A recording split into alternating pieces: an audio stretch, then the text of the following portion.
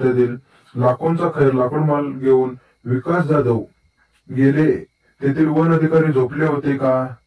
दुसरं कारण असं घेण्यात येतं की त्यांच्याकडून मोठी पाकिट मिळत होती म्हणून हा विषय गोपनीय राहिला आणि तेथील खैर व्यापारी माणगाव तालुक्यात सध्या नामांकित असलेला विकास जाधव राहणार महाड यांचा उन्हेगाव या प्रकरणात नाव असून FIR दर्ज झाला असून त्याला हातबोनावरती सोडण्यात येतं.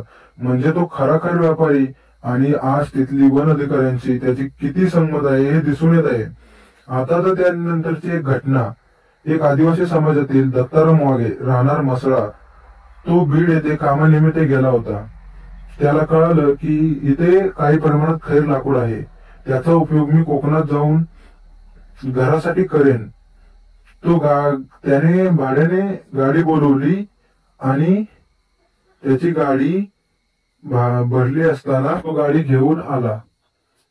तर माणगाव तालुक्यातील वन अधिकारी निवाते यांना कोणीतरी खबरीनुसार त्याची गाडी पकडून दिली व त्या दत्ताराम वाघे त्यांच्यासोबत असणारे सहकारी यांच्याकडे मोठ्या प्रमाणात लाचेची मागणी करण्यात आली. परंतु तो आदिवासी समाजाचा असून त्याच्याकडे थोडी पैशाची तरतूद नव्हती. अधिकाऱ्यांनी मागणी केली असलेला ती पैशाची रक्कम त्याला पूर्ण होत नव्हती. म्हणून गाडी पकडल्यापासून 2 तास तो वन अधिकारी यांनी त्याला थांबवून ठेवले होते.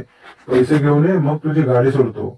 पण तो आदिवासी असल्यामुळे त्याच्याकडे पैशाची तरतूद होत नव्हती हे त्या अधिकाऱ्यांना त्यांनी सांगितलं. पण ते अधिकारी त्याच्या ऐकण्याच्या मनस्थितीत नव्हते. त्यांनी पैशाची मोठी अपेक्षा होती. पण अपेक्षाभंग झाल्यानंतर माणगाव रेंज ऑफिस येथे ती गाडी घेऊन जाण्यात आली. म्हणजे यावरून दिसून येत आहे की महाडचे विकास जाधव हे त्यांच्या फॉरेस्ट वन विभाग अधिकाऱ्यांना मोबोले रक्कम देत आहेत म्हणून त्यांच्यावर कायदेशीर कारवाई केली जात नाही. 4 भिंतीच्या आतमध्ये वन विभागाच्या खात्यात हे काय चाललंय नक्की समजून येत नाही. गरीबाला चव्हाट्यावर आणायचं हे पैसेवाल्यांना भिंतीच्या आत ठेवायचं असं जणू काय माणगाव रेंज ऑफिसच्या इथे चाललेलं आहे. कारण तुम्ही वनांचे रक्षण करायसाठी ठेवलेलं आहे ते आज गरीबाचा भक्षण करत आहेत.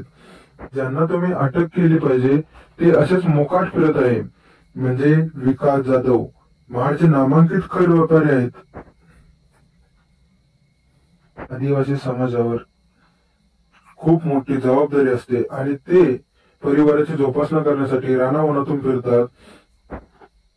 त्याच्यावर मात्र कोर्टातून कारवाई केली जाते आणि अशा पैसेवाल्यांना मोकाट फिरून देतात. या गोष्टी आज कुठेतरी थांबल्या पाहिजेत. मी एक नागरिक म्हणून सगळं उघड झालं पाहिजे यासाठी माझी धडपड चालू आहे आणि आदिवासी लोकांना कुठेतरी न्याय मिळाला पाहिजे हेच माझं मत आहे व जनतेचं आणि त्या आदिवासी समाजाचं आंदोलन करण्याच्या मनस्थितीत आहे. जय हिंद, जय